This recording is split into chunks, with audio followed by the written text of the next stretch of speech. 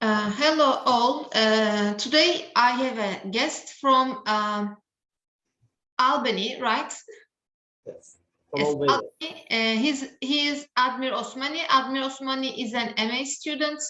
Studies international relations in the University of New York in Tirana, and also he speaks numerous languages like Arabic, German, French, and Russian.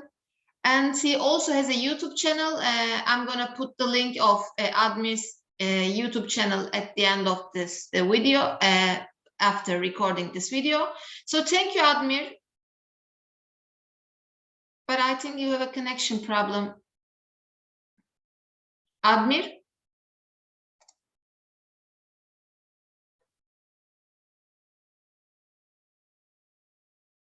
I think Admir has a connection problem, but he will come back as soon, I guess.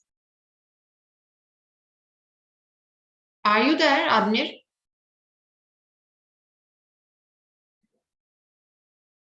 We're going to talk about India today with Admir, and I have prepared 2 questions to him. Maybe you can leave and come again to this Zoom meeting, because I think you are frozen at the moment.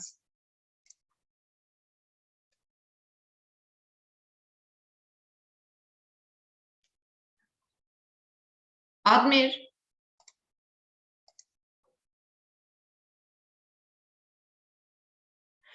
I think he will come in a while. He got lost. I think he has a weak connection.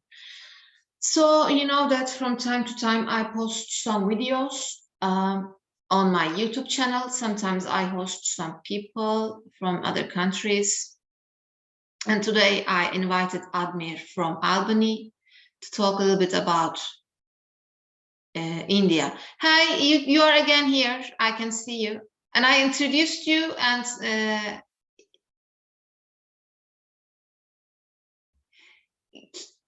you are unmuted, I think. Muted, sorry. Okay. Okay. Nice. Now it's better. We can see you and we can hear you. I introduced you. You speak lots of languages. I talked about it: Arabic, German, French, and Russian. And you are an MA student in IR in Tirana. So, Admir, my first question is about the Indian culture, population. I mean, what do you think about India? So how important is India in today's world? Also, maybe we can also connect this with the other question, the geopolitical role of India in today's world politics. So could you give us a summary about India, about politics, culture, anything you want to say? Okay. First of all, thank you for inviting me to your interviews. It's my pleasure to be here with you. Now, India is a very, very famous country. It's a giant country. And of course, it has a rich culture and a rich history. First of all, India is a big country, and we in Europe, we don't have so much information about countries in Asia, especially like India or like Iran or like China. Most of our attention is to, for example, to Europe, because this is the problem with Eurocentrism. Now, India is a big country and has a big population, but of course, its past has been turbulent, and its past has been a very long past, and it has been for many periods of times under the occupation of different enemies, of different powers. Let me remind you, for example, the very first occupation of India by Alexander the Great. So you know the Alexander the Great of Macedon Empire. He conquered India, not India, all of India, but a part of India, and the western part of India. Is he British? No, I mean, he's Macedon. He's Alexander the Great, the Macedonian Empire. Okay, yeah. Yeah. And he conquered a part of India, and of course he defined India as the edge of the world, because It was very far from Greece of that time. What does it mean for us today? It means for us that India is a very important country. It's a very geostrategic country in the world, and in the world of politics, it has a very big role. Now, from the ancient times to the modern times, we see India in many different aspects. We see India in different types of India. Like sometimes India was divided into many principalities, into many kingdoms and empires. And of course, for a good part of history, India was divided because they have different cultures inside. They have different ethnicities, and that was a problem before in the past for India, because many occupiers, many conquerors, when they conquered India, they just played this card. They just conquered India and they divided India. It is like, for example, we take here a British Empire. So the British, when the British came to India, they made agreements with the local princes, with the local principalities, to turn toward each other, to turn against each other. So they made agreements with them, and in favor of British, of course, in favor of British Empire. And after the First World War, India was a part of the British Empire, and they took part in the war. And in the Second War also, they took part. Now, after the Second World War, we see that the decline of British Empire, and of course, the British Empire was getting out of their colonies, especially like in South Asia, like in Eastern Asia, like in Africa, or in other parts of the world.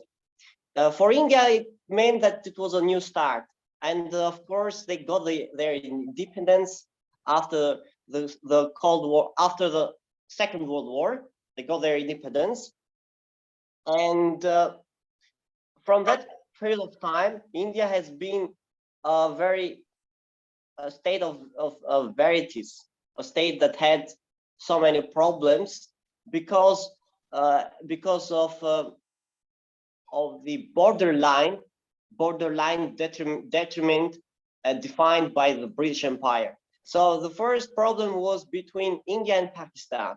The Kashmir dispute, do you say? Yeah, the Kashmir issue. The Kashmir issue is an issue that is, of course, hot even today. It is a hot potato even today in India's politics, and of course in world politics. It's a very big issue because both parties, they claim Kashmir as theirs. India says that Kashmir belongs to us, belongs to India, while Pakistan says that Kashmir belongs to us because the population is a Muslim population. The majority of population is a Muslim. So 90% of the population is Muslim population. But India says that that territory was given to Pakistan, unfairly from the British Empire. And we know very well that the war for independence from the British Empire between Pakistan and Bangladesh. So we know that after the Second World War, we have three independent states. We have India, Pakistan, and Bangladesh. Now, for India, that today, India is the second most populous country in the world. It's the second most populous country in the world after China. And of course, if you have a big population, if you have a large population, of course, you will have you will have several problems, and economic problems, social problems, and of course, cultural and religious problems. And as you know nowadays, in India, we have a problem with sectarism, with sectarian groups like extremist Hindu groups. So they want, like, for example, the national agenda of Modi, that is in rule nowadays. He Prime is more Minister. yes. Mm-hmm. And Narendra Modi has a more nationalist program, more nationalist program policies, and that program is a little bit against Muslim population that is in India. And of course, this is like a new challenge for India. But let me say you some other problems that India is facing today. One of the most heated problem, the biggest problem for India today is, of course, urbanization of India. So when you have a big population and you have a population that is not learned, it has a big population that is unlearned, and the majority of population, they live in small towns or in villages. So there is a problem. The problem is with the urbanization and planification of the cities. So the cities are growing every day, every year. Each year they're growing, but the growth is not controlled. So the cities have nowadays in India, they have different problems that are big problems, like waters, like canals, like I don't know, like public spaces, and the air pollution, environmental pollution. So this is the first problem that India has today. The second problem that India has is, of course, freedom of speech. As we know that India is one of the largest democracy in the world, and in my opinion, it is the most developed democracy in the South Asia, comparing with Pakistan or comparing with Bangladesh or comparing with Nepal. So India is more democratic state, but when it comes to freedom of news, to freedom of media, yes, media freedom is a problem. Yes, I also wrote an article about that. Yes, media is a problem in India, freedom of media. So we know that nowadays, after the coronavirus, worldwide, we have the problem with freedom of media, with the freedom of speech, because of many fake news, and many people, they couldn't speak out what they want to say, their thoughts, because of the coronavirus. You know that we weren't sure what to do and what to say, how to say something, because there was a campaign against the fake news, against the news that was spread against coronavirus, against the vaccines, against this one. So this also is another factor. Yeah, please go on, then I'm gonna ask, please. So this is another factor. This is another factor that, of course, worsened the situation with the media, because, of course, media before coronavirus, media was violated. Media was under pressure from the government, under pressure from Yes, I think the Modi government, the prime minister, used the advertising as a punishment tool. So it punishes the critical media actors with financial pressure. I also read something like this. Yes, there's a pressure on the financial part of the media. Yes, correct. Now this means that the Indian government, they're trying to control the media, and they're trying to select what kind of information is going out for the public. So this is against the freedom of speech. This is against freedom of media, and but this came after Narendra Modi. So after Narendra Modi came to power, and his agenda was more a nationalist agenda, was more extremist, like a moderated extremism. So we see that in Europe, in Western Europe, you have the extremist right parties that are really going up. They are represented so much in different parliaments in Europe. So, for example, in Germany you have FDE. You have in France you have Le Pen, that is like challenging now Macron. You have other right parties in Western Europe, in Netherlands. The same is happening in India. So you have like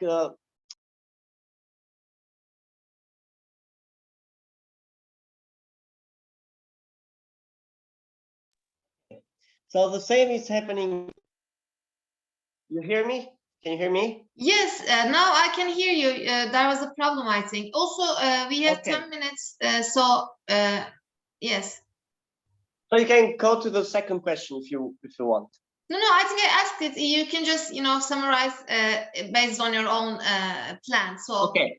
So, the geopolitical role of India, yes, is the second part. Yes, today India is like the world today is not a bipolar world. It's not the world of Cold War. It's a different world, and you have different powers. So you have the rise of China. You have the confirmation of Russia. So the Russia is reconfirmed now. So the Russia is like getting more power, is becoming more serious, like in the international arena. And of course, you have India. So India is another actor, is another important actor that can shape the world politics. They can shape the world politics and the decision making. May I ask something? Yes. Does India hold chemical or other weapons? I think India also has some weapons, right? Yes. India is one of the few states that owns nuclear weapons. So you know that France, Russia, Israel, United States, China, they have nuclear weapons. Of course, Pakistan has nuclear weapons, and of course, India. So these are the few states that have nuclear weapons. And you know very well that when you have nuclear weapons, you are a frightened force. You are a big state. You are like you have to be taken seriously. So, for example, Israel is a very small state, but they have nuclear weapons, and they have to be taken seriously because it's a danger. It's a dangerous state. It's a dangerous state for everyone. It's a dangerous actor. Of course, India. If you have nuclear weapons, you can shape the whole international security, the world security. Because but the problem with India today is that they don't have a permanent seat in the United Nations. They don't have a permanent seat in the Security Council of the United Nations. They don't have it. And for example, today we have only 5 states that have the right to decide about other countries. So you have the United States, you have France, you have England, you have Russia, and you have of course, Russia is like now it's like G7 state. Now it can be kicked out the council. Yes. So you have 5 states, and but India with a big this giant India with a big population, they don't have a right. They don't have a seat. They don't have a permanent seat in the Security Council. So this is the problem with India. Yes. Do you think that in your finally, do you think that India is a threat for world because he holds nuclear weapons? Because it doesn't hold any seat in the United Nations Security Council. But do you think that India is still a very important nuclear power or other in terms of population? How can you just summarize the role of India in this new millennium? Yeah, correct. Now we know that India is big and has a lot of people, so it's the second most populous country in the world. And of course, the population is a very important factor when it comes to force, when it comes to power. So when you compare two states, one of the things that is important is, of course, the population, geography, population, military, economy. So there are different factors. So when you compare two states, India, of course, India has a lot of them. India has a big population, it has a geography, it's a big state. India has, of course, has a big economy. So we didn't talk a lot about economy, but India is a very big economy. Nowadays India is like a state that should be taken seriously because India is growing so fast, rapidly, and of course the economic growth and national population growth is very big. So both of them, economy and population, is growing every year. Even it surpasses China.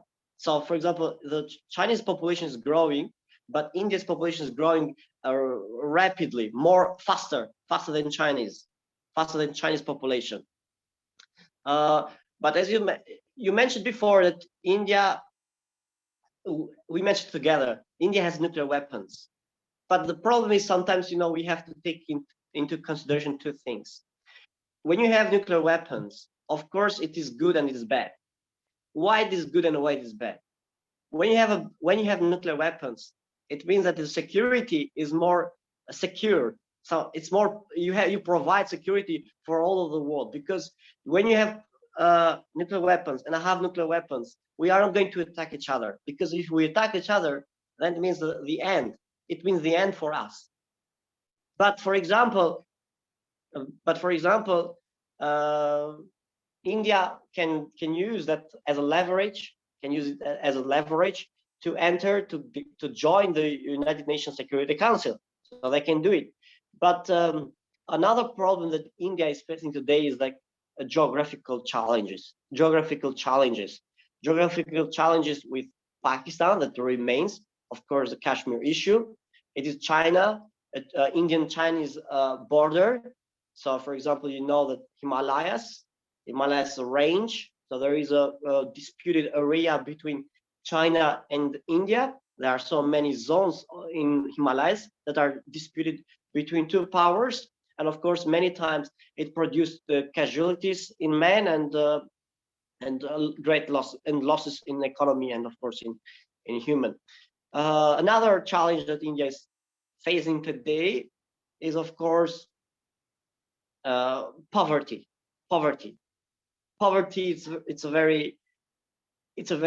very widespread phenomenon in India, and of course it has to be tackled by the government. But the government is busy, as we mentioned before. But the government is busy controlling the media, making policies about how to make India nation a modern nation and nationalist country, something like this.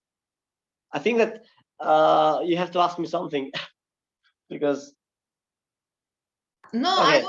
I don't have any questions. We only have some more minutes if you want to wrap your evaluation. Okay. The last Yes. sentences. As I mentioned you before, India has a rich and old and a long history. And of course, it was a desired region, a desired land by foreign invaders, by foreign powers. And I started to say it was a land that was desired by Macedonian Empire, by Alexander the Great, of course, and later by the Turkish tribes that came from Central Asia. So we know very well that Ghaznavid's Empire, and they invaded India, northern India, and you have later Mughal Empire. So it's a rich territory in culture, in languages, and of course in history. This is the reason why so many countries want India, not only for its position, but of course for its richness also, because India is rich in agriculture. It has two big rivers, Indus and Gang. Of course, India has so many riches that can help one country, that can help one power to become a great power, to become a superpower, such as a British Empire.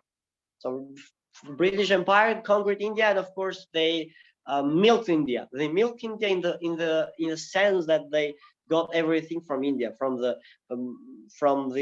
natural resources, from the manpower, because Indians, they fought on the side of the British Empire.